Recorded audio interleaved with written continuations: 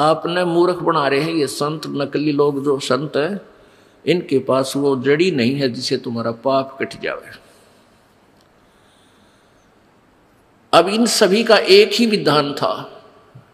एक तरफ तो ढंडोरा पीटा करते, हम वेदों अनुसार बता रहे हैं, वेद यजुर्वेद में ऐसा लिखा है, अथर्ववेद में ऐसा लिखा है, संस्कृत बोल देते।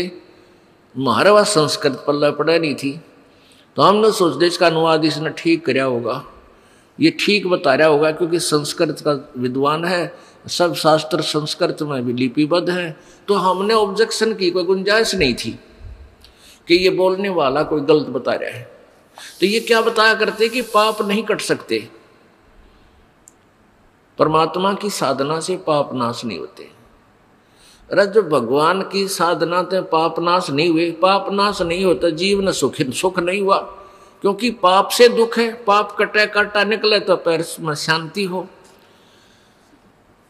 तो फिर परमात्मा की साधना की आवश्यकता ही समाप्त हो जाती है। परमात्मा नाम की कोई चीज नहीं रहे विश्व में, इसका नाम और निशान मिट जावे, ऐसी परमात्मा के पास पावर ना हो।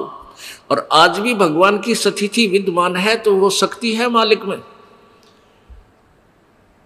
प्रत्येक प्राणी उन अज्ञानी अनाड़ी संतों ऋषियों से ये सुनकर के पाप तो भोगना ही पड़ेगा, प्रारब्ध में ये तो दुख तुझे भोगना ही पड़ेगा, फिर भी उनकी चाह मिटी नहीं, वो हारे नहीं, दूसरे संत के पास जाते हैं, तीसरे पर जाते हैं, क्योंकि उनको पता है कि परमात्मा में ये पावर है कि वो अंधे न आंख दे, रोगी न स्वस्थ कर दे, निर्धन न धनवान बना दे, और रंग को राजा बना दे, और राजा को उल्टा पटक दे।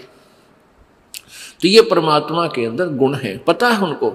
उसी दृष्टिकोण से वो रुक नहीं रहे, लेकिन वो वहां ठिकाने पहुंच नहीं पाए जहां वो वस्तु है।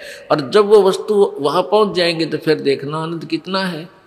पर्वत पर्वत में फिरा कारण अपने राम, राम जैसे संत मिले भाई जिन सारे सब काम।